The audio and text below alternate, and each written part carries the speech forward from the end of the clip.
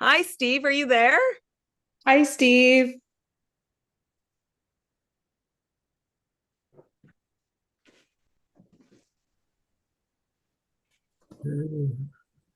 Okay, is this good? Yes, we can hear Hi. you. Hey, Hi. hello. How are you ladies tonight? Good. We're excited to host you. Awesome. Well, thank you for the invite. And I'm not the most technically proficient person, so I'm pretty happy that I was able to make it in time. So, That's totally fine. We were just figuring out all the tech 2 seconds ago. right. Well, thank you so much for joining us. No Um, problem. we have a fun chat tonight set up for you as well as Boyd Crew Wineries that will be joining us in a little bit. Okay. So Joy and I were just going to start with a little introduction of why we're having this conversation and let everybody know kind of the vibe of why we're together tonight and why we wanted to chat with you guys. Sure. Um, and then we'll get into some questions and to find out a little bit more about you and your journey and the life of a winemaker. Yeah, no, that sounds all great and that I'll try to do to deliver the goods, as they say. So, Okay, awesome. So I prepared a small deck that I'm going to just use to help us kind of keep us on track with some sure. questions and stuff like that. And so I'm going to share that right now.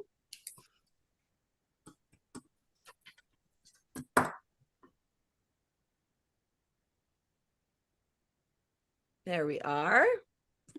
So for those of you watching, welcome to Let's Talk Black Business, the wine edition. And our hosts tonight are me, myself, and I, Daphne Magna, and my newfound wine loving friend, Joi Gladman. And so we just wanted to start out by welcoming you here today. It's our first Let's Talk Black Business. So we're working through things and we really just wanted to have a really kind of comfortable and social conversation about these things, recognizing that the entrepreneurial journey is definitely an intense one with lots of ups and downs and lots of lessons to be learned. So we hope throughout the fun, we also learn a few things along the way. Cool. For So having said that, let's introduce ourselves. Joy, go for Yes. it, girl. Um, my name is Joi Gladman. I am a black wine enthusiast, love all wines, but specifically black wines. Fell in love with wine when I had my very first taste of Rosemary's Block, Zinfandel from Brown Estates. Went to Napa Valley and tasted that with a fellow Howard alum, very proud Howard alum. And I've been going and tasting different wines all around the world, but specifically black wines from there. So, Daphne, would love to hear, how did you fall in love with wine? And what was your very first taste of wine that you were like, okay, I'm hooked? So growing up my mother's Italian and my father's St. Lucian. Growing up in an Italian household, there was wine on the table all day, every day. However, it was homemade wine, right? So there was nothing about this wine that was intriguing to me because when I would drink it, they would let us drink it as kids. It was watered down. It wasn't very flavorful. My grandmother would add ginger ale to it, like it was like a cocktail more than wine, right? So growing up, um, until I got into serving in really high end restaurants, I always thought wine was not my thing. Fortunately, I had the opportunity to taste Jack London Cab, and I was like, "Are you for real? I'm like, what have I been missing?" you know. And so it turns out that my now husband um figured out my favorite wine and bought me a case because you couldn't get those in Canada back in the day. And that was it. That was the beginning of me doing wine courses and working in high-end establishments and really understanding wine and other liquors, to be honest, in because I became a bartender for to get myself through school and all that good stuff. And so that was the journey. But what I took from it was you never know what you really like until you really explore a variety. You know what I mean? Because there's so much variety in wine. And it kind of coincides with the whole premise of Tough Convos, which is this idea that exposure is key. Exposure is key to understanding. Exposure is key to finding new things you like and appreciate about other people. And exposure is key to finding new things to love and be interested in. You know what I mean? So here we are, kind of full circle, doing, Tough Convos, it being Black Business Month. We wanted to feature Black wineries and Black winemakers. And that's why we're here. So welcome again. And I wanted to kind of start off the conversation with this awesome quote that I found by Nitsiki Biela. I hope I didn't ruin her name. And it's, a great wine begins in the vineyard, but it's perfected in the soul of the winemaker. And I thought this was so relevant because as an entrepreneur, it takes that passion and that drive and that persistence and, that picking yourself up when it's tough to make sure that, you make the best product and you find the best ingredients and you are using the newest technology and the newest methods that really pull together the product the way you want it. So that's what I wanted to talk to you, Steve, and Boyd crew when they arrive about that whole process and that journey. So we're going to start off with a couple very kind of directed questions, but lighthearted, So for you, Steve, we touched on, where Joi and I kind of found that first love of wine. How did that happen for you? What was the first wine you had that you loved? And where were you? Like, how did it happen? In a nutshell, growing up, I wasn't a wine lover or appreciation of wine. The family's idea of a good wine, primarily my mother, for those who are Canadian or in Canada, live in Canada, I guess in the mid 70s, early 80s. You might remember a product called Baby Duck. This was my mother's favorite wine, and it came out at each opportunity that come for celebrations, or even if not, she would make a celebration on Sundays, and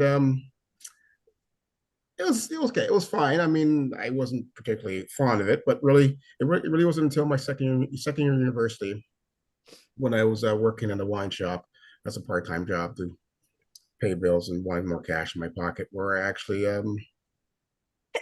really just learned. Bless you.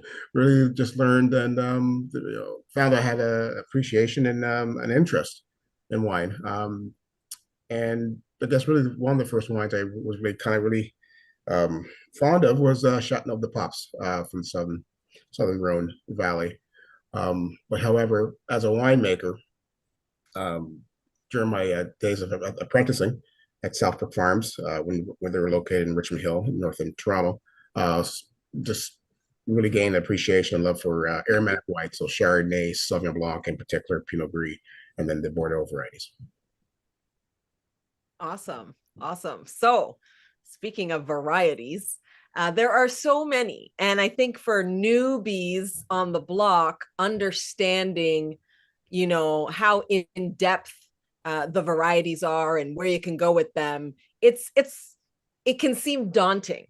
So what would be maybe like, a tip in terms of getting to really understand the varietals and figuring out which ones you might really enjoy the most? Wine's subjective. That I always tell people, in the sense that if I'm presenting a wine that I've made, or found a wine that I like and have people tried it, and normally people are asking, what should I get from this? What should I be looking for? It's like, I don't want to cloud or judge or place in your mind a pretense or a notion of what you should be getting. This be more of something of your own upon your own discovery. Um, Really, I know. I guess it's just really something that it's just really something that if people can find in a wine, that's something that they can. Sorry, lost you there. That they can identify, some type of fruit elements to it, like apple or berry or bananas. That's perfectly valid, and then maybe from there they can go, okay, they'll have their own descriptors. Oh, this is tastes like Kool-Aid. Okay, fine. And as a winemaker might say, okay, fine, let's dig into it a little bit more. What realm of Kool-Aid? And then that from there they might figure, hey, this is kind of cool. I might like cabs because a cab franc or even merlot because they have plums and blueberries in some in some cases, or shiraz or syrah, the white pepper note. So yeah, it's just I just really just go on that angle in terms of what do you find in terms of the fruit elements that you can identify and think that are present. Right. Okay, awesome. So I wanted to just introduce you um, as we started chatting before I even got to show your picture. But Steve, for those of you who didn't get it at the beginning, Steve is the founder of Winery Cellars, and I did say that right, correct? That is correct. Winery, and you have been with Winery Cellars for how long, Steve? Like, when did your journey start there? Well, I started this my own company. So I founded this in 2008, incorporated in 2009. So we're going on now 16 years. Worked in the industry started off as a sales rep or product consultant for a winery again, Southbrook Farms, which is now known as Southbrook Vineyards in Niagara Lake, one of Canada's first biodynamic wineries, owned by Bill and Marilyn Ridemeyer, and had during my time at Southbrook Farms, it was about a 6-year period, which I apprenticed, elevated to assistant to the winemaker, to assistant winemaker. Then my last year was basically had the chance to really oversee the production of my final vintage there in 2006 before moving on to the Niagara region in the fall of 2006 to start a new venture. So Winery Cellars itself came out as a idea inspired by two other gents who one of them which those who know Ontario wines, in particular the properties in Niagara Lake, Stratus Wines. Their sales manager by the name of Charles Baker. I usually give him the credit as being the original OG in terms of, I guess, the movement that he kind of inspired in terms of starting his own micro winery. Yes. Or release operation, meaning to have your own vineyard, to have your own building, rent floor space with existing winery, and you make your wine. So Charles was, I believe it was around 2002 or 2003 that Charles started making his own small lot Rieslings from one particular vineyard up on in Beansville Bench. A few years later, probably about 3 years later, a good friend of mine, Kevin Panagaka, who runs his own label called 2027 Cellars, started his operation focusing on Riesling. So both Kevin and Charles were big Riesling fanatics and lovers. I foolishly followed later in 2008 after talking with Kevin and started Winery Cellars. At that time, I was an assistant winemaker at Calamus Estates Winery with the owners, and was given the opportunity to use their license to start my own brands. I didn't really necessarily jump at the idea or the notion right away. I wanted a couple of weeks to really think about it, and when I came back, I accepted her offer and basically my virtual label or my brand label on course on what the two guys are doing before me, but also looking stateside and more particularly at the Clifton, Greg Brewer and Steve Clifton, so Clifton Brewer winery. So and really love that concept. So I focus more on the aromatic whites and primarily Sauvignon Blanc, which is a little more tricky to grow in Ontario because you don't always have the ideal conditions, especially if it gets too warm in the summer.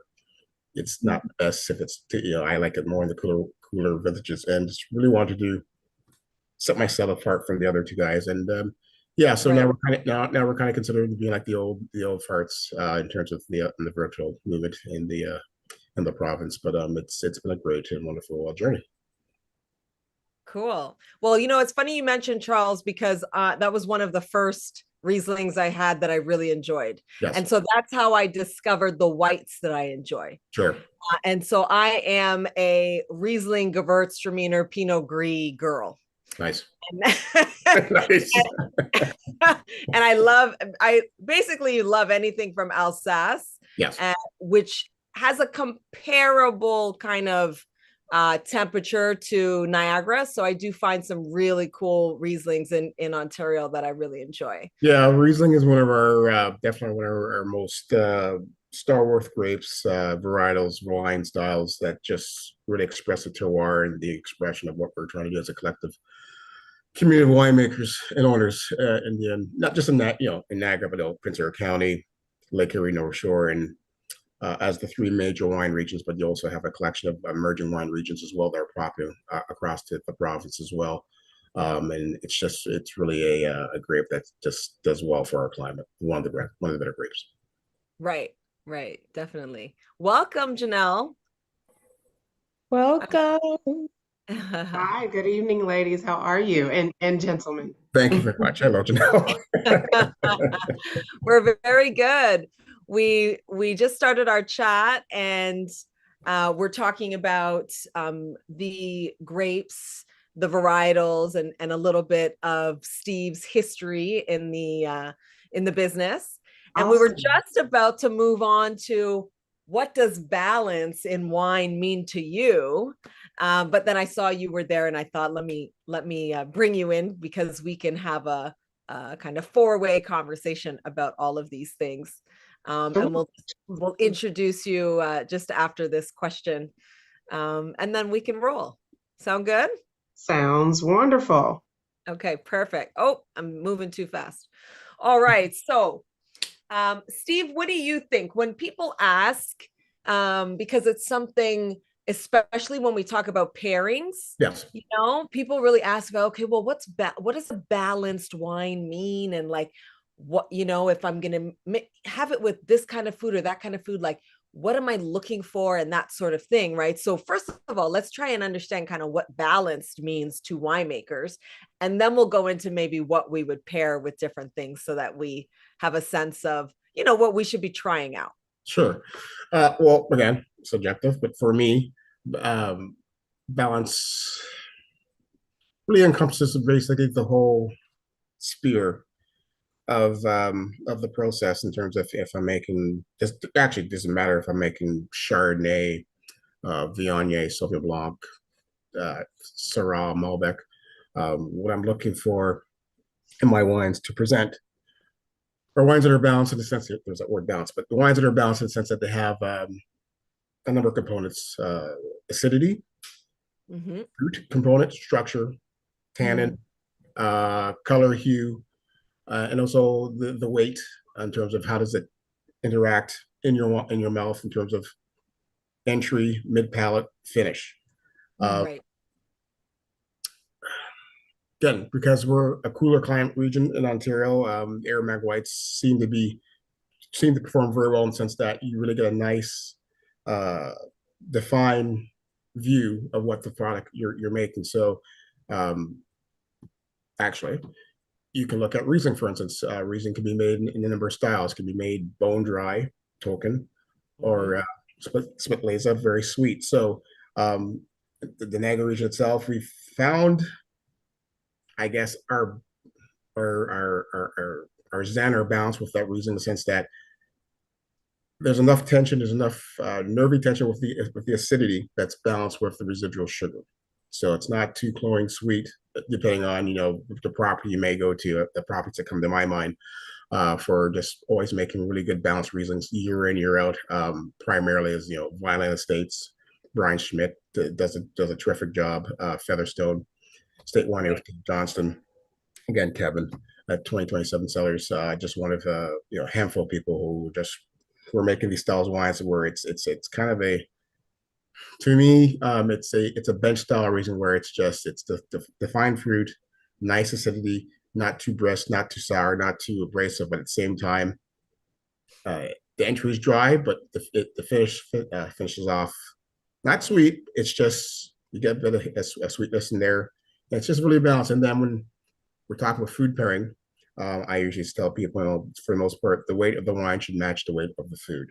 So, in my mind, so you know, you don't want something that's again, you're trying to complement the two. So you don't want a wine that's too over oak, too acidic, too tannic. That would you know, would take away and distract with what the food is trying to do. And same thing with the food. So again, I like using this word. It's subjective, but something, you know, it's a really fun activity and exercise that people can find. You know, like, you know, what would work with this food or that food. And I usually like to challenge people in terms of you know, from the Caribbean. You know, like, you know, if you had jerk chicken, what would you wine would you have? And they're like, wine. What wine? And you say, well, you could have Gewürz, you know, you could have Riesling, you could have an unoaked Chardonnay. If you want to be bold, so bold, you can try maybe like a lightly oaked Chardonnay, or let's go over to the dark side. Let's go for a slightly chilled Gamay Noir or Pinot Noir. And they're like going, we've never heard our food described this way with wine pairing. But it's just like, well,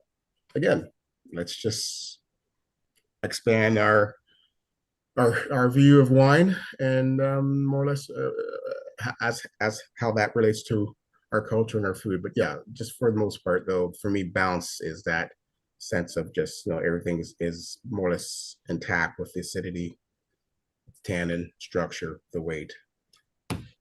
So yeah, it's funny you mentioned the Caribbean food, because Joy and I, when we started planning this event, we were all about what wines are we going to pair with the food we love, and Caribbean food's definitely on the top of that list. And so we were like, okay, what would you pair with, you know, curry goat, and what would you pair with beef patties, and what would you pair with it, right?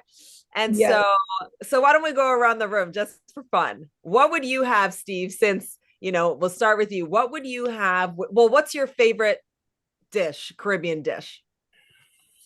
How much time do you have? Actually, it was funny. I was just telling my wife a few hours ago. So, you know, it's sometimes, you know, born and raised in the Jamaican household. Every Sunday, it was basically beyond, in addition to going to church and Sunday school and so forth, every Sunday religiously, it was always rice and peas.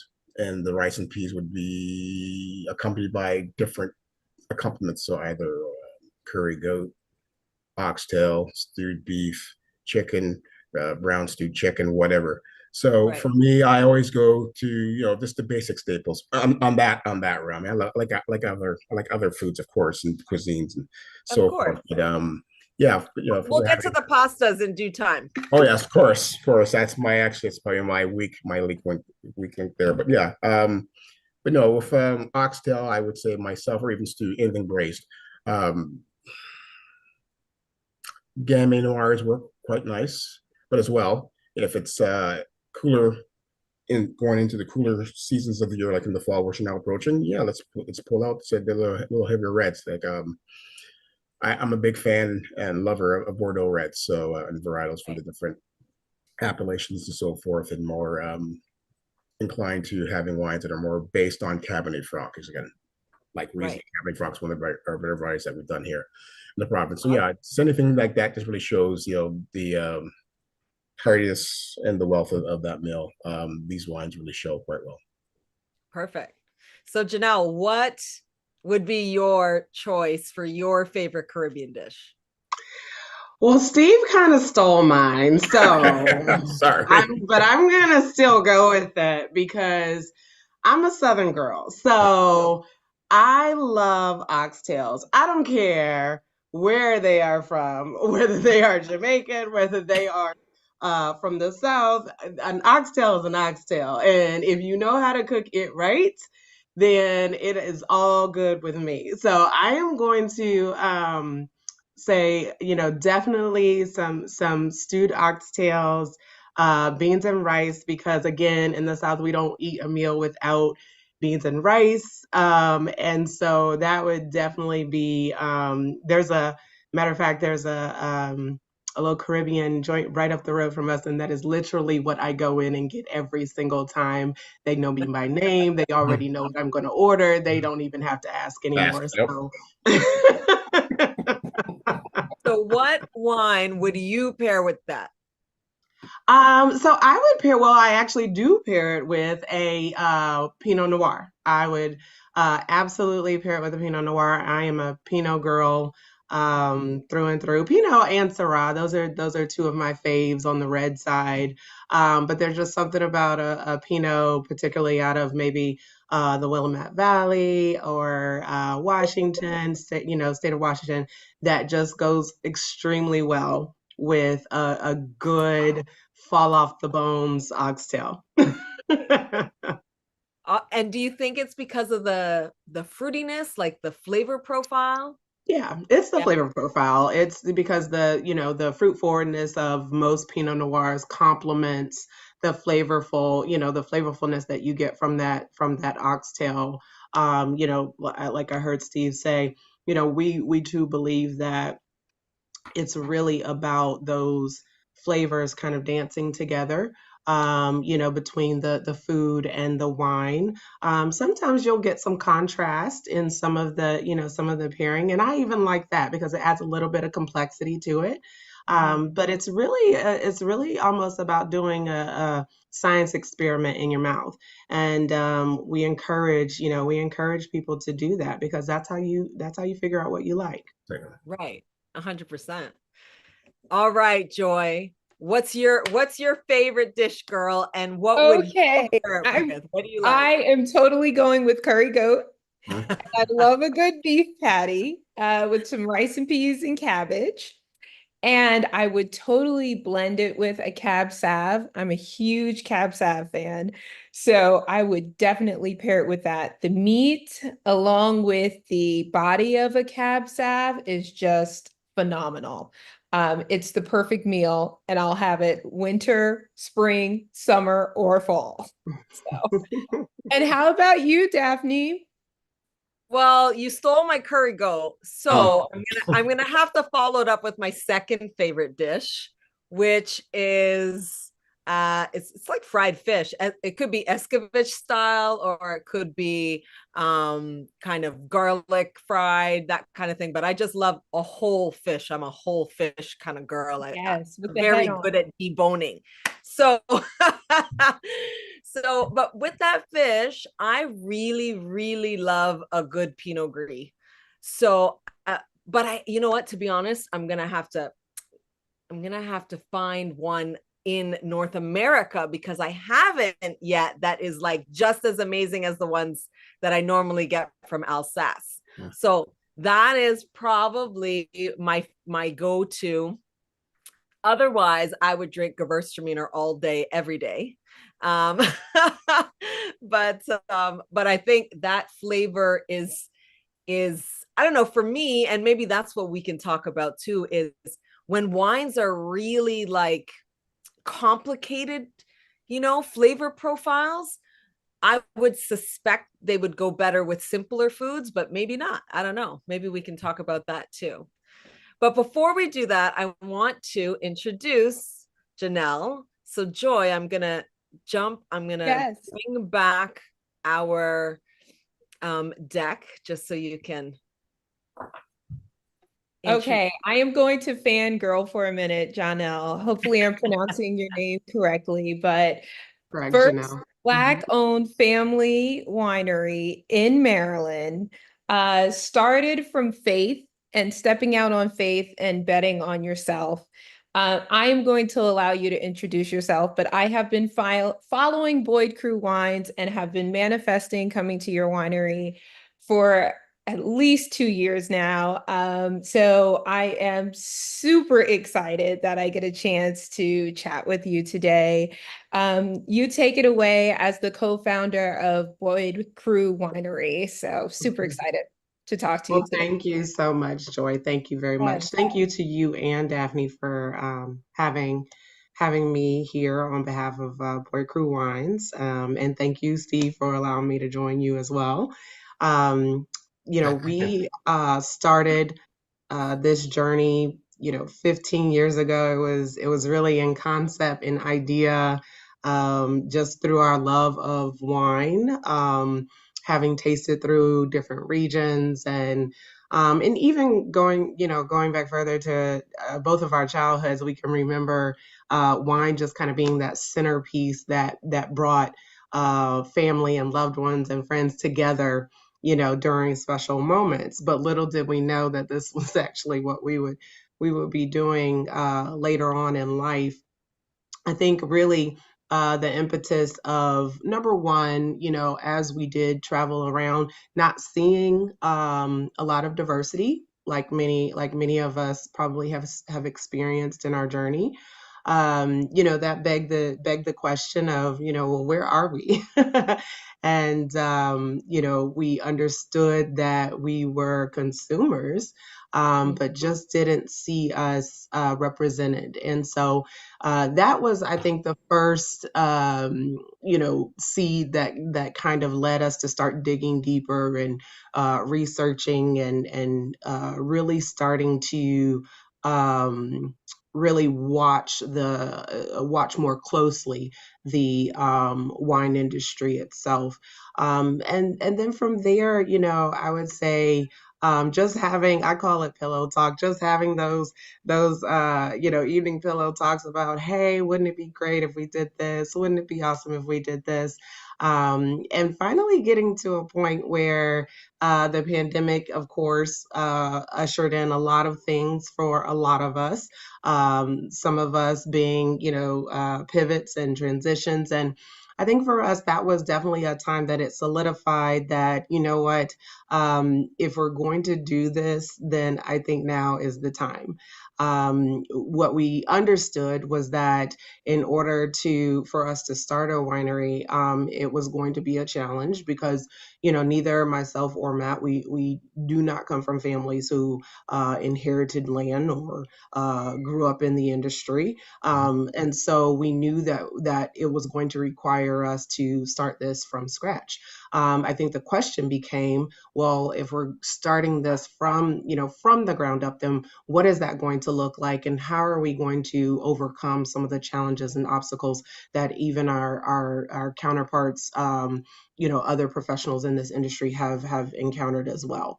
And so we really took a deep look at Maryland because that's where we live, that's where we have raised our children, our two boys, and said, you know what, I think there is an opportunity right here in Maryland because we noticed that there were, no African American wineries.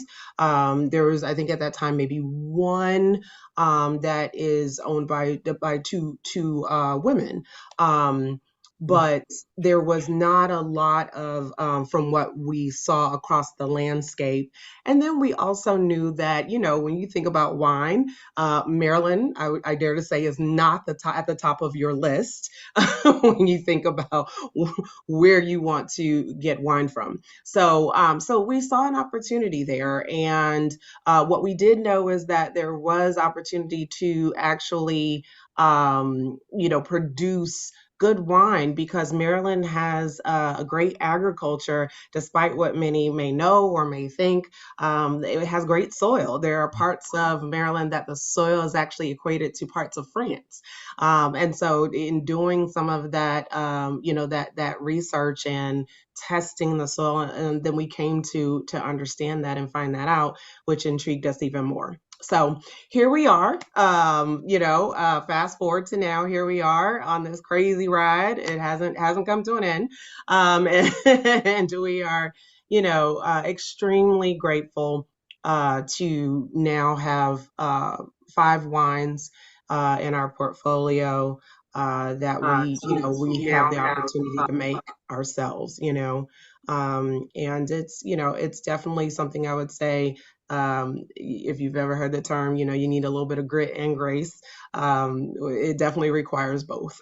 I love that. I love that. I actually wanted to start off by asking you, what was the first wine that you had that you love and it made you want to try more? Oh gosh, that's a great question. I would say I believe the first wine. I don't even know if it can really classify as a wine because my grandmother used to try to loosely make wine in the South. And so despite, obviously, you're not supposed to drink until you're over 21. But in the South, and then you add in a little bit of Creole, and yeah, you get a whole lot of dynamics. And so her belief was that, you know what, you need to commune with your family before you commune with anybody else. And so she made something a little, say it was loosely probably like some muscadine wine. And that was probably the first wine that I had, to be honest. And, was it the best wine? I wouldn't say that, but it definitely piqued my interest enough to, and more so because of, I think, because of the experience of how I was, being introduced to it, being surrounded by family, having those conversations, a lot of memories being made, that it really piqued my interest about, this is actually really cool, really neat, to be able to cement memories and stories in this type of way. And so that kind of kept me on that path of, I wonder what else is out here, and how can you experience it in other ways. I love that. Nice. I love that.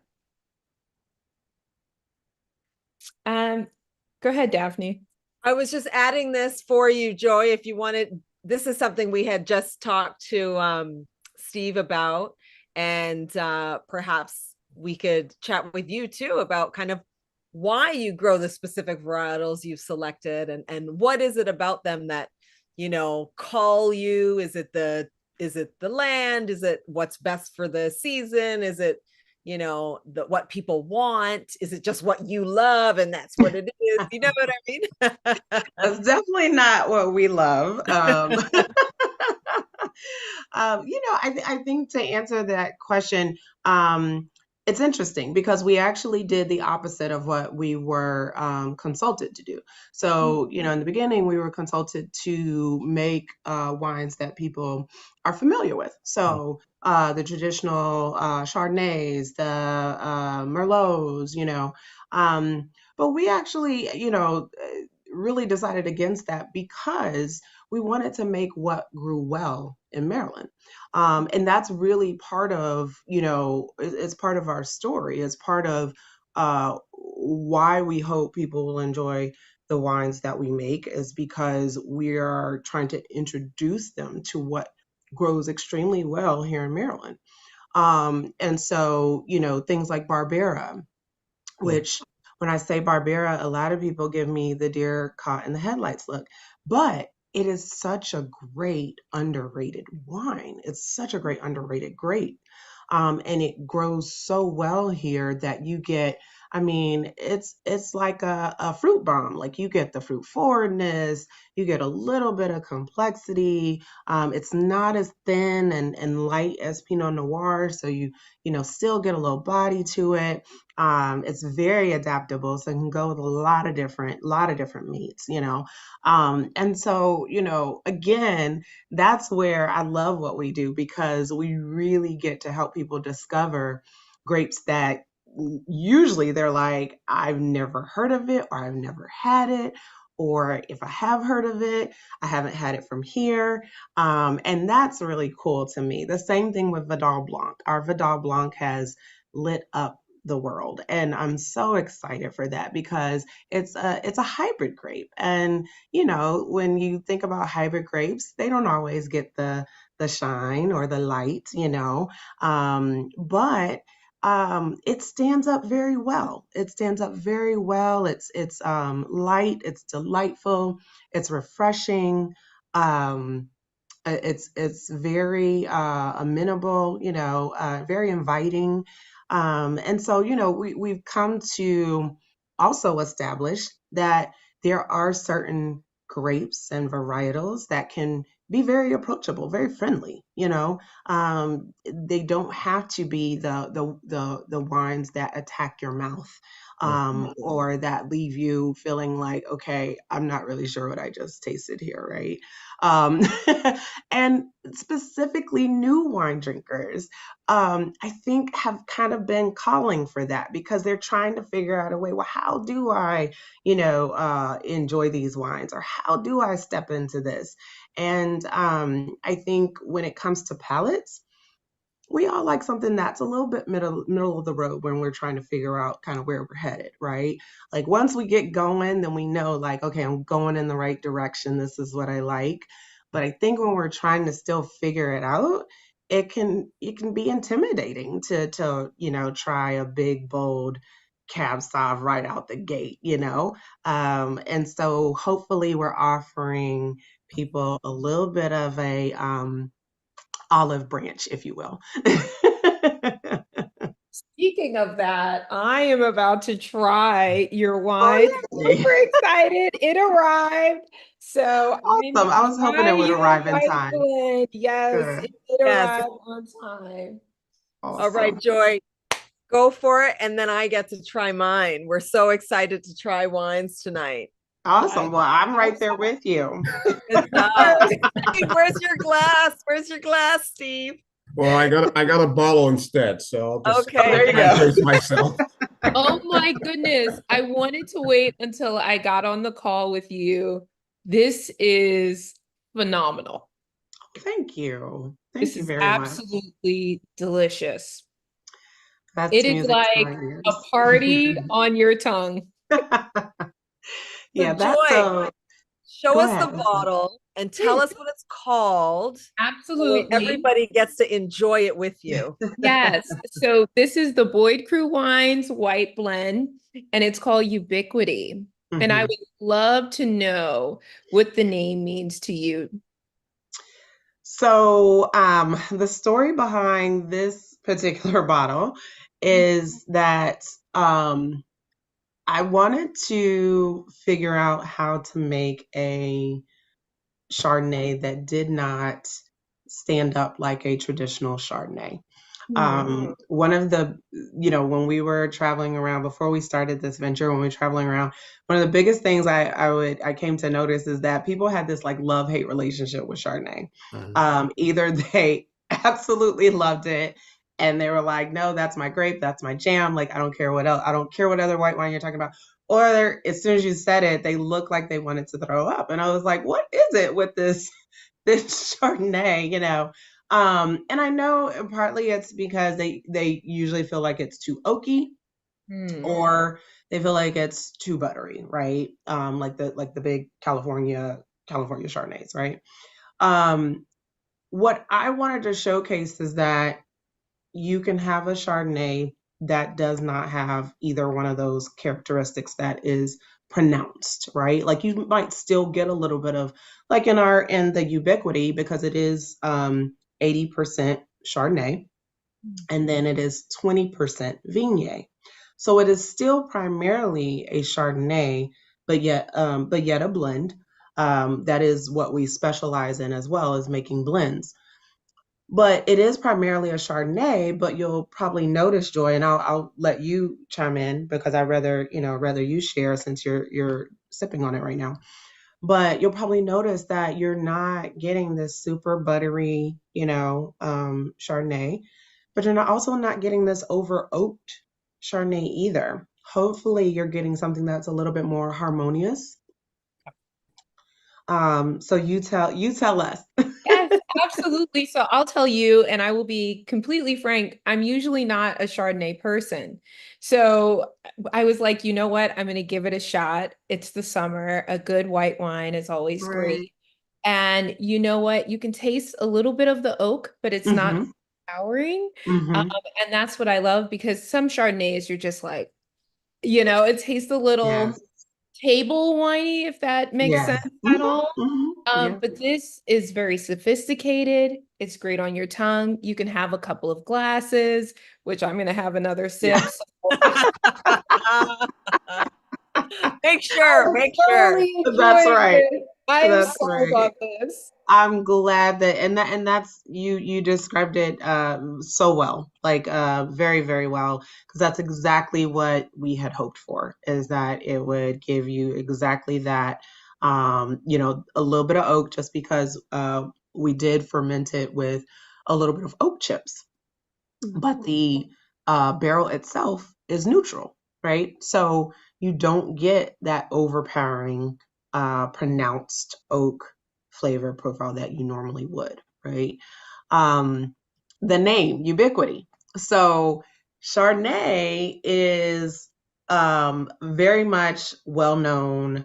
You know, you can go to all different parts of the world and you can typically find a Chardonnay, right? Whether it's well made, that stands to be decided depending on where you are, but you typically can find a Chardonnay. So, you know, the thought came to us that Chardonnay is very ubiquitous. It can be everywhere at once. Like it really can. It's that one grape that no matter the climate, it's gonna do something, right? And so that is where the name came from. In addition to the fact that our first year out of the gate, people really felt like we were in many places all at one time, and we were like, but we are not. We are like right here. This is where we're zoned in, right here in the DMV, in Maryland.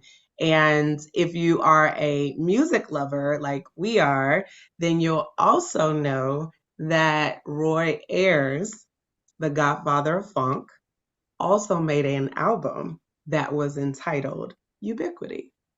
So we had to give our honors where honors due, pay homage, because we are huge music and art fans. And the label, the art design, because again, we're very much influenced by art as well. The art design you see on the front is actually a depiction of the album, the front album cover of Roy Ayers' That Ubiquity album. I want to make sure Oh, that's so we can cool. see that. This is so cool. So cool.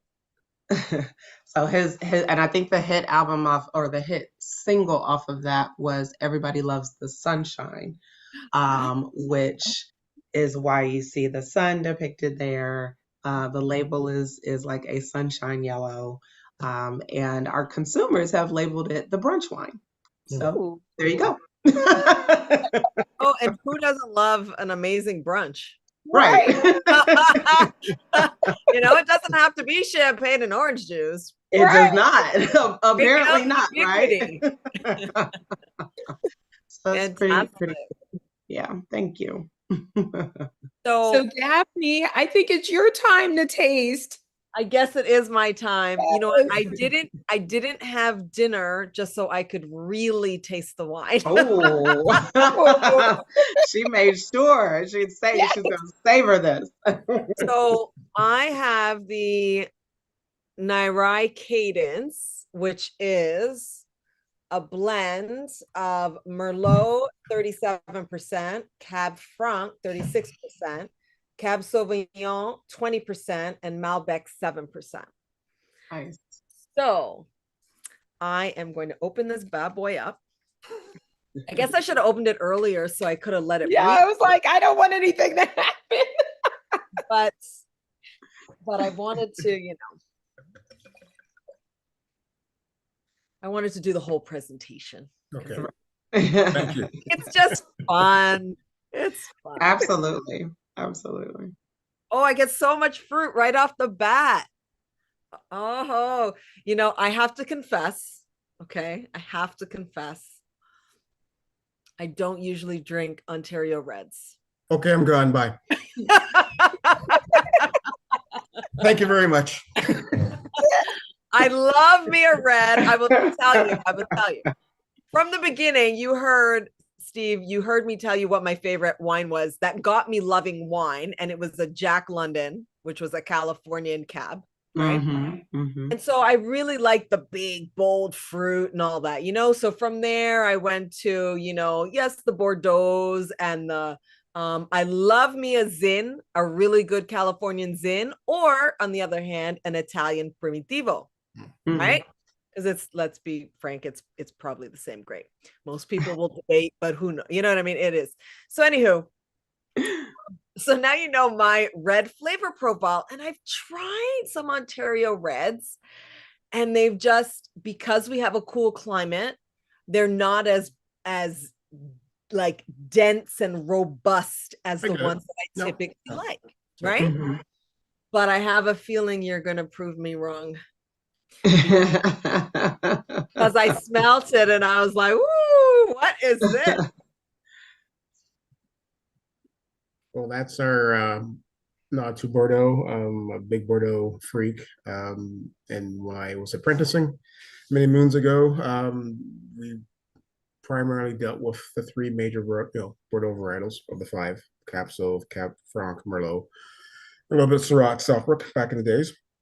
But moving to the bench and Vineland and Jordan area in Niagara, had access to other varieties, and luckily, two of the other lesser known Bordeaux varieties, Malbec being one and Petit Verdot. So it was really until 2014 I started adding those other two varieties in the blends that I've done over the years, and different portions, different ratios, and just really want to promote the fact that, again, I know I talked about the baby duck days back in Ontario and so forth. Those who might remember Ontario wines, back in the 70s and 80s, early to mid 80s, they weren't the best wines.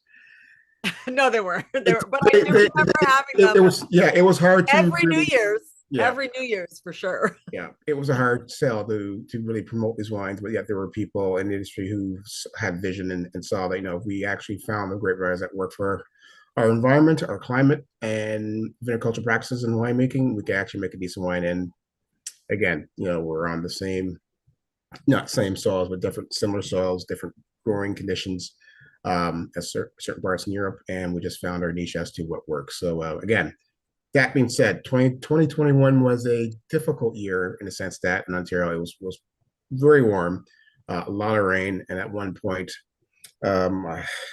quietly, we knew that there were some issues with some disease pressures in the vineyards, regardless if it was in Niagara on the lake or Beansville or Prince Edward County. There was a lot of disease pressure, and come harvest time, you really had to earn your keep and try to make the best you can. Luckily for me, I work with some really great growers. I work on average with between 4 to 7 different growers, depending on what I'm doing each year, from different localities throughout the region. And in 2021, my growers, our partners, came through. I mean, yes, they took a butt beating in terms of the amount of money they spent on sprays and working extra hours and effort to maintain the fruit, that it was clean and came out, but it was just really pristine and similar to Janelle's approach with her Chardonnay. It's 100% French oak, but the barrels are I would call seasoned oak barrels, so anywhere between 3 to 5 year old barrels. Looking for some spice and of course oak and tannin from the wood, but of course it's not as big or as impactful as a new barrel, but at the same time, those barrels will give you weight and structure to the wine. So, and basically promote the fruit attributes that are there. So, yeah, very happy with that wine. It's one of our top selling wines, that along with our sparkling wine. Well, I can attest to the fact that 2021 was a really good year for fruit. Even though you had a lot of rain, you obviously had a lot of sun, because there is so much, not just fruit forwardness, but body, I'm pleasantly surprised. And I'm happy to say that I have now found a red from Ontario that I enjoy. Thank you. There you go. That's what it's all about. Discovering new wines. Exactly. So yes. And it's really well balanced. Like it's not like just fruit and no like structure. It feels good. And it feels like something I could drink with a meal or without a meal. Like it's not, some reds the tannins are really strong, or I don't know if strong is the right word for tannin. Really heavy, strong. Yeah. And it's a bit too much to have just by itself. but this is great. It's perfect. Thank you. So I'm gonna keep drinking. No, you go ahead. All right. Fine, you might it. So So, oh my gosh, I'm so glad we got a chance to do that, because we were like, oh my God, are we gonna get the wines on time? Are we, we were like, oh my God, what's gonna happen if we don't get the wines? Yeah, But no, we that were was gonna great. make it amazing no matter what. But that was really special for us. So we really appreciate the work that you all do. Thank you. thank you. Yeah. So we're going to move on to a really important part of the discussion, which All right. is the whole entrepreneurial journey and what that's like, and so we wanted to kind of start it with the idea of, if there were one or two entrepreneurial nuggets that you'd want up and coming winemakers to know, what would those be? Like, what are the kind of key, I'm sure there are way more than one or two, but for sake of time and the audience, what are one of the kind of key lessons you've learned along the way that you think is really important to share? Steve, do you want to kick it off, or you want me to? Whatever, ladies first, if you like. So. Okay. All right. So are we talking overall or industry specific? Well, I think I think up and coming winemakers would love to hear anything that would help them be more successful, So, Sure. and the entrepreneurial journey is something that we all share, So not I was just going to say, winemakers. I feel like a lot of times things translate 100%. no matter what industry you're in. And I would say one of the things that I would say to any entrepreneur, but definitely someone who is looking into winemaking, or starting a wine company, is to do the research. Like, really, really do your homework. I know a lot of times, especially nowadays, entrepreneurship just overall has been very glamorized, and it's interesting because just, I think, 2 weeks ago, I was having a conversation with another business owner who was in the food industry, and she said to me, "Do you guys, and she meant like wine industry professionals, do you guys have any struggles? Because whenever I see you, you look happy. You're drinking wine. You're having a Yeah, party. because we're drinking wine. And she's like, she's like, I know that we have our own struggles in the food industry, and I feel like people know it's hard to like keep a restaurant afloat. She said, but I mean, do you guys have challenges? And I was just like, yeah.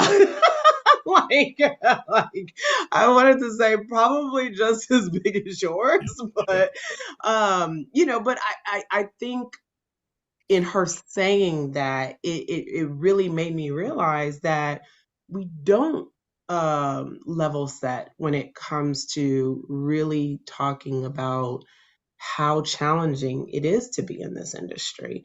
It is by far one of the most challenging things I've ever done, probably in my life. And I've done some pretty, uh, uh, bold and courageous things thus far in my life, but this has definitely been amongst those. Maybe right up there next to having kids. But I think that there is a part of that really, what would help people to understand that, and what helped us to understand what we were walking into, was really taking the time to do the homework, do the research. I can remember when me and my husband had the conversation, about us really taking this leap of faith. The very first thing I said is, we need to get educated. Like, we need to do the work.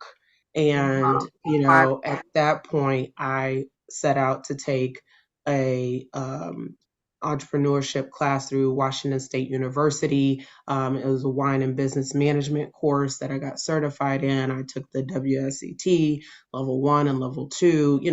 I was like, I am not going in here blind because that just sounds like a recipe for disaster. And, here we are a year and a half since we went, since we opened and went to market.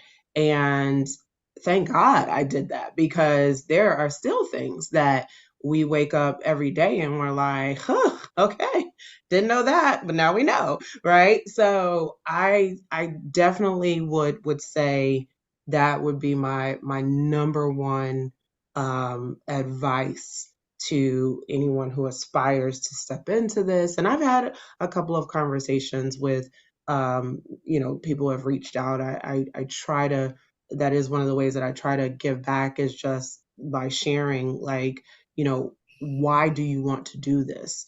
I think that's the question I ask is why do you want to do this? Because on the days when this is really tough and really hard and you're not quite sure, you're going to need to be able to lean on that.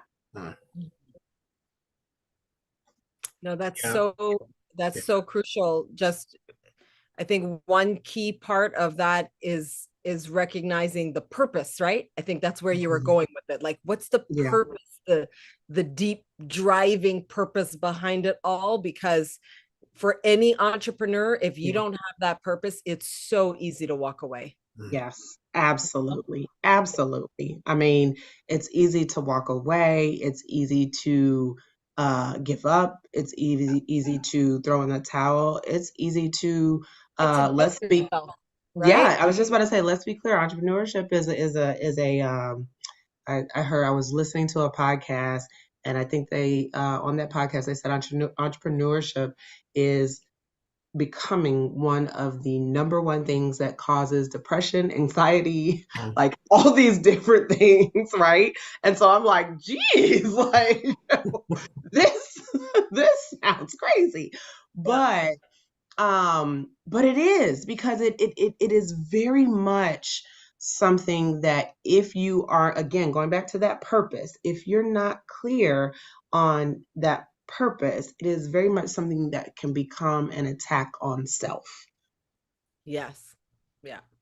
Yeah, that makes a lot of sense. Steve, would love to hear from you as well. I'll echo most of what Janelle just said.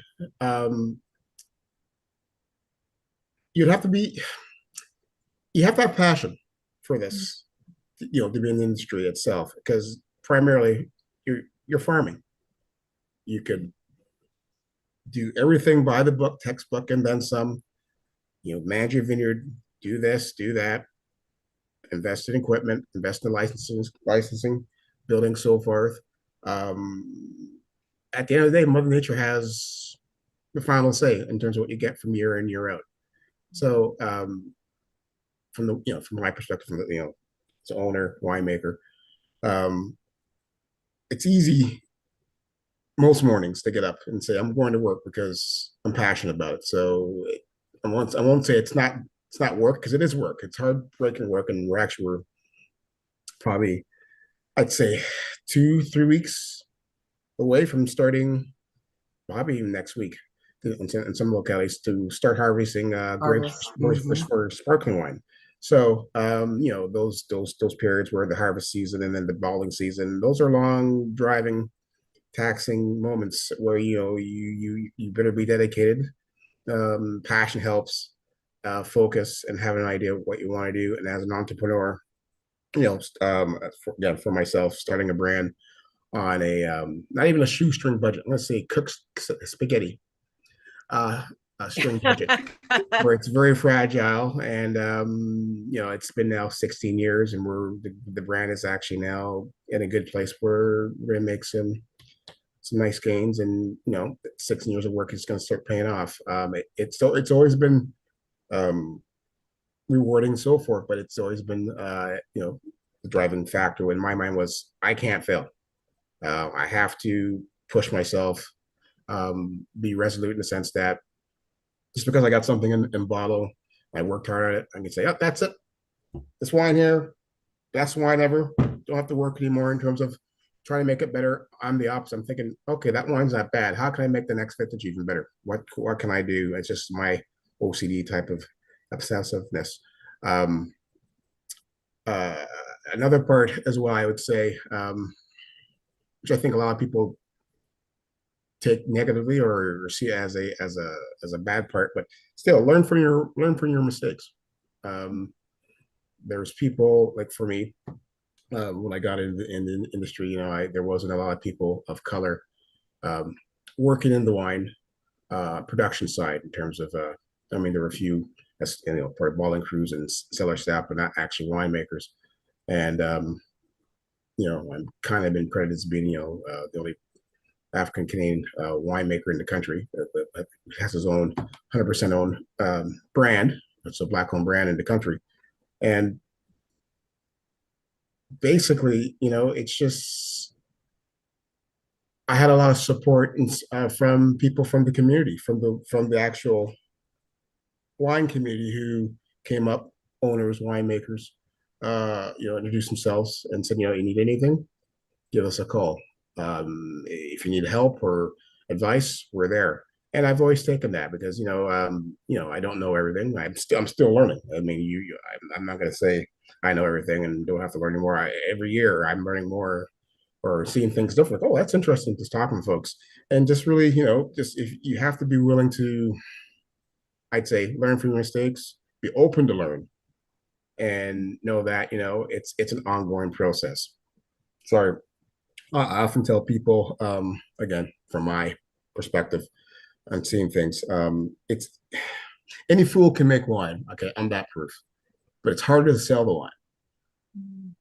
So you have to be able to identify what you want to make, do the best that you can to make it, and then hopefully find markets that would be willing, or people, places to try it. And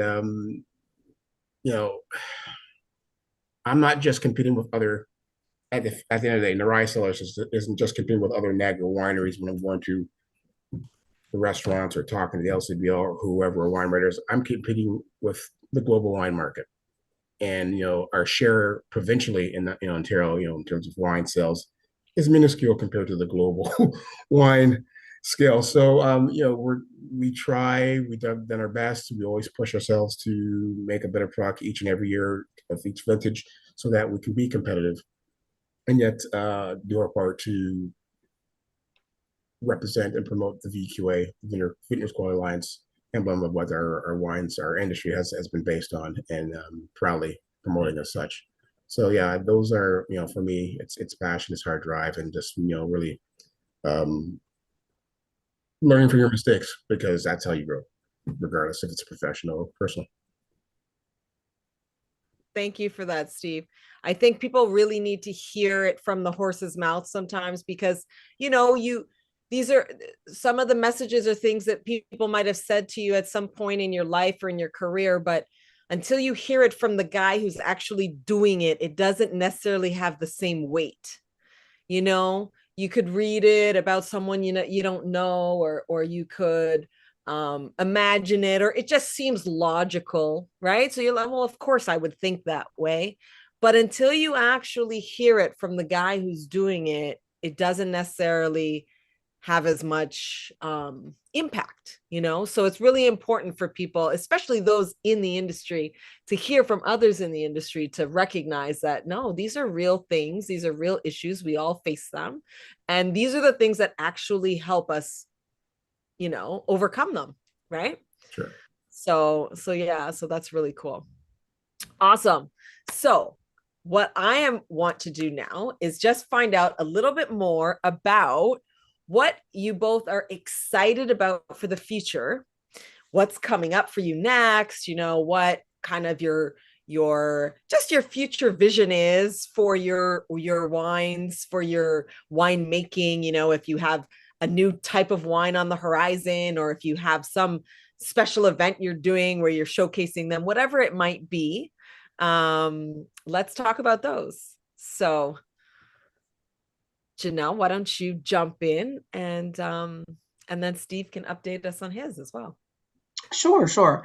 Well, I don't know, I'm excited about a number of things. I feel like we we have been very, very blessed in what we've been able to accomplish so far. You know, we're 18 months out of the gate, and Congrats. I'm just grateful. Thank you. Thank you, Steve. I'm just grateful. And I'm sorry I had to pause there for a minute because it hit me how grateful I am. Yep. Yep. As Steve mentioned, this is, this is not the easiest journey. And, you do take some bumps on the chin and, and you keep moving and learn from those. And we've definitely taken some of those already as well. And I'm sure we'll take some more. But I'm really excited for the growth. We have a sparkling Vidal Blanc that we're releasing in November, right before the holidays. And more importantly, I'm excited about how we're releasing it. So we really pride ourselves on connecting ourselves to our community. It has been our community that has really been the wings, the wind underneath our wings. And with this Vidal Blanc, we've decided to kind of make it into a contest and support our art community, our local art community. And so we'll be selecting a artist to actually design the label. Nice. And so then that, thank you. Yes, and that'll be featured. And we're very big on as a part of this is impacting our community and building legacy. I think there is something there that we really got to pay attention to, especially in the environment that we're currently in. And, hopefully will be something that whoever this artist is, they will see this as like, I am building something here. I am contributing, not only just contributing something, but I'm building something that will forever be cemented with their name and their artwork and their idea on it. And so I just get excited about thinking about that as as an artist. I think that's super cool. Also, we are in the process of identifying our tasting room location. So, while we are a winery, we do not have a tasting room, a physical tasting room. And I think, coming into this, we always knew that was the way we were going to step into this and the way we were going to build. But it's exciting to know that is where we are now. That is the process that we're looking to step into next. And, we need a home, so I think that is what is really exciting for us, for me, is when we get ready to open that up and welcome the community that has already been supporting and cheering us on. And now that includes you all too. So you need to be there also. And I'm just excited. It's a really great time. I know we've got some work to do to get there, but who doesn't love to see the fruits of their labor? Certainly, for sure. Fantastic. Steve, Yes. what are your up and comings? Well, in the immediate short term, harvest. Planning what we need to do, finalize our, I guess, my great wish list of things, because we're slowly expanding our market reach into possibly some different provinces, as well as talking with a few folks stateside to help expand and enhance our branding. As per new wines, actually got two. In the sense that we're going to be bottling, I guess now our fourth vintage of our sparkling wine called Folklore. Nice. In the next like I say, probably the next 3 weeks, 3 to 4 weeks, and really. So, Steve, what you're saying is we need to be watching your website for this wine and through like stalking your website for this wine. Okay, got it. Got it. I just wanted to be clear. And as well, Cons- gonna be releasing. Considering when I did call you, Steve, you were like, "Well, I'm out of this and I'm out of that and I'm out of this, but I got these two. How about?" Yeah. See, So well, clearly, someone likes it. well, yeah. Again, we don't take that for granted. We're appreciative and very thankful for the support. And that's kind of been the I guess the downfall of being a small boutique premium wine, premium company. When the quantities or the stock is gone, it's gone. We just tell people, hold on tight, we'll get to you. And we're slowly building our inventory back up. That said, in addition to the sparkling wine, I'm going to be releasing. My team and I discussed this actually late last year, and so forth. We a single varietal Cabernet Franc. Again, Cabernet Franc is one of the mainstay grapes that does well in our climate here, and more specifically, that came really close to home. My partner in the business, who I'd call her my right hand person, her name was Sharon Little. Who was with me. She was with me since day one, since starting this operation. She was my marketing and sales director. Lost her battle of breast cancer, 3 year fight with it in June. And before she passed that week in early June, I went over and saw her for a few times before few days before she passed away. And we had a nice talk and said to her, don't waste your need so much. Say, we'll have a couple things to say, and let's just not talk so much about business, but just talk about our friendship, and what. Just thank her for what she did and what she has helped me get the brand up and going. Because again, I couldn't have done half of this without her. And I said, we're going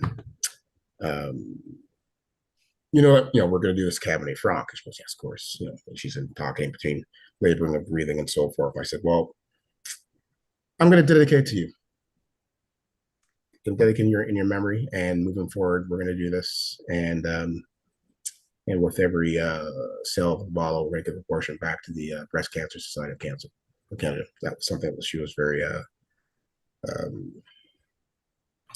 supportive of. So we're looking to get this wine hopefully bottled in the next 3 to 4 weeks. The labels will be approved. I'm talking with our regulatory body of here in VQA Ontario to make sure the labels are compliant, because I told them, this is going to be a dedication wine. I want to say so forth and so forth. The back label, they want to make sure, it's okay with you. I'm going to say, and then it's sort of helping out with us, and we're really Rules, get that done. So so we got that ongoing, and then next year we'll be just putting our dipping our toe a little bit into the realm of the wine spritzer. In addition to running my own label, I consult for a few other wineries and kind of did some wine spritzers for them this past summer, and with some flavors and concepts, and it's gone really well. So I'm like, okay, that works for you, and that works for you. That's great. I know what I'm going to do. It's going to put that in my back pocket, and we'll really share. So we're going to take the winter to really just fine tune what I've done with everybody else, and just make Mars,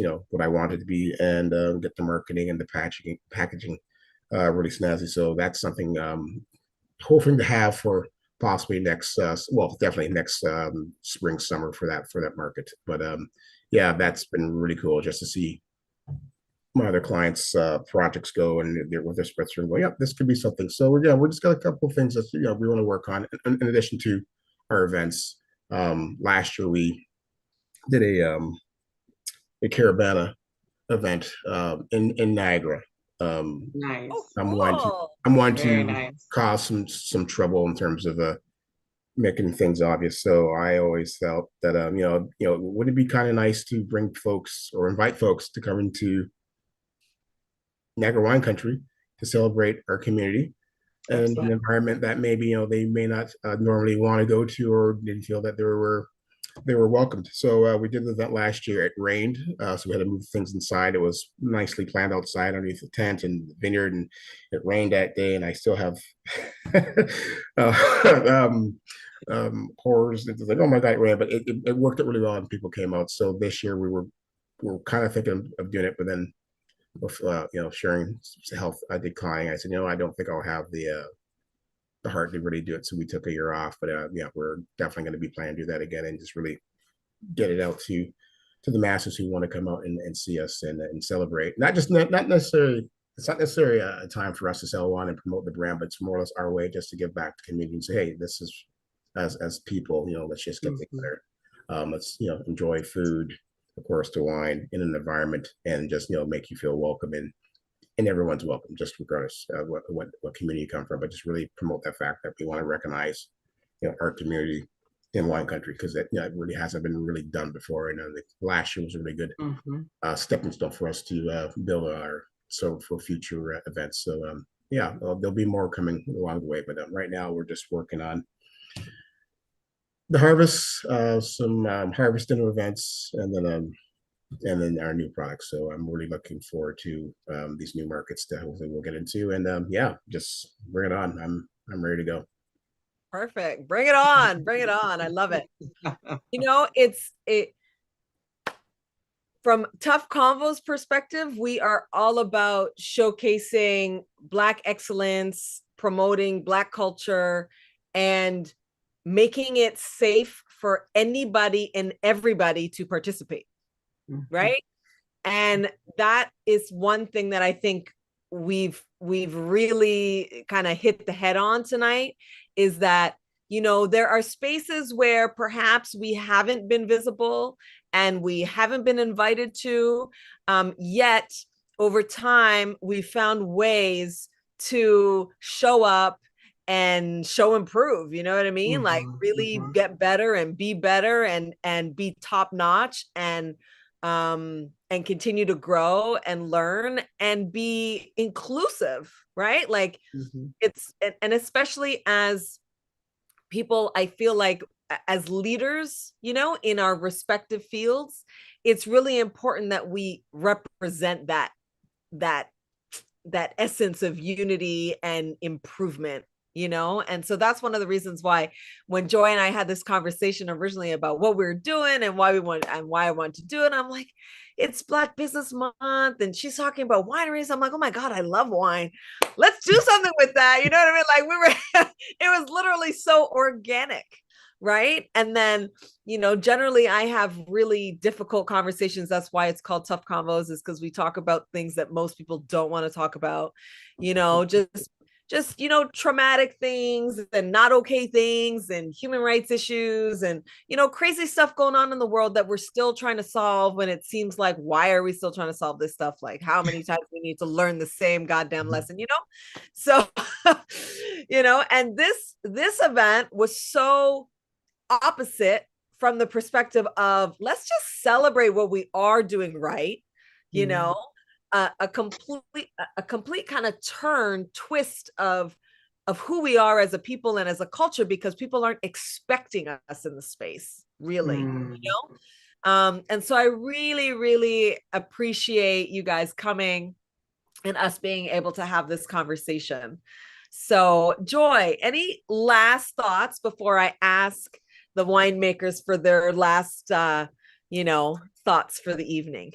I do. I do. You all are the representation of a dream personified. So thank you for that. I truly appreciate it. I do have one fun question to close out. I need to know, respectively, if you guys ship to the US and to Canada, because Steve, I would like to try, and I'm sure Daphne would like to try some Boy Crew wines.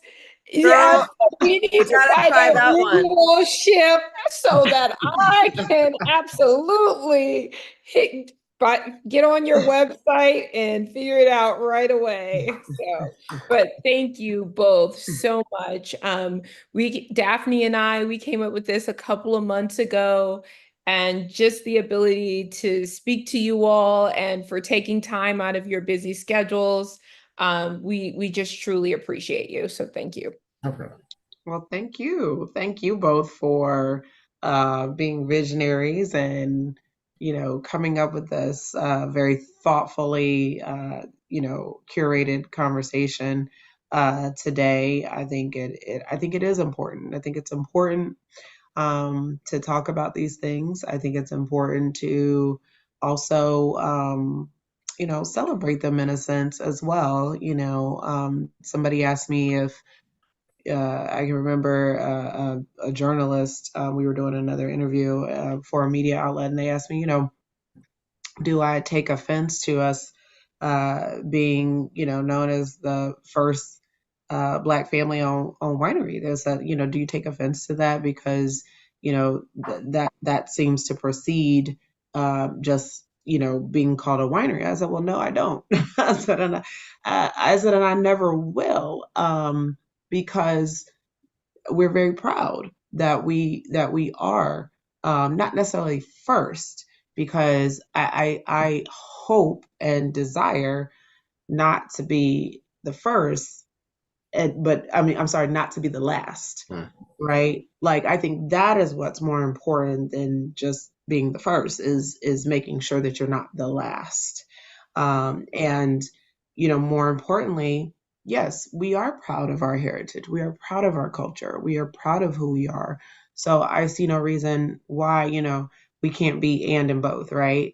Like, yes, we are Black owned, but we also make good wine. So there is no reason why you can't be both. Exactly. And do you ship? Can you ship to Canada? We don't ship to Canada, not yet. I'm so sorry, Daphne. But I will tell you, Canada is actually one of our favorite places to go. Oh, yes? So What part? I think we will be making a trip up there, and it is not beneath me to stop by wherever you are to make sure that you get some wine, okay? Nice. Awesome. Steve, any last thoughts before we wrap up the evening?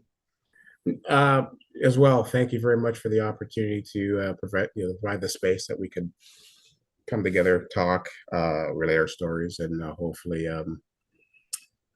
show our appreciation, our gratefulness for what we're doing, and hopefully that may inspire others to pursue their dreams and aspirations. I often tell people, representation matters a lot. Absolutely. In my past, doing wine shows either for my own brand or for other wineries,